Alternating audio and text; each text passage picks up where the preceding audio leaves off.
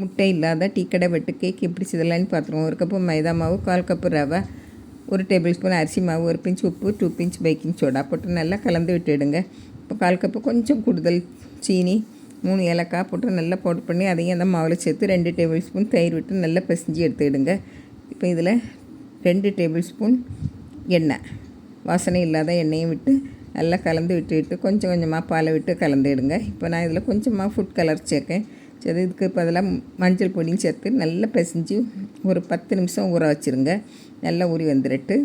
இப்போ அதை 3 பங்காக பிரித்து எடுத்துக்கிட்டு நீங்கள் சப்பாத்தி கல்லில் போட்டு இப்படி நல்லா நீளமாக உருட்டி எடுத்துருங்க. அதை நீங்கள் ரெக்டாங்கிள் சைஸில் வெட்டி அதில் நடுவில் ஒரு கட் போட்டு சூடாக எண்ணெயில் போட்டு பொரித்து எடுத்தால் நம்ம சுவையான முட்டை இல்லாத வெட்டு கேக் ரெடி.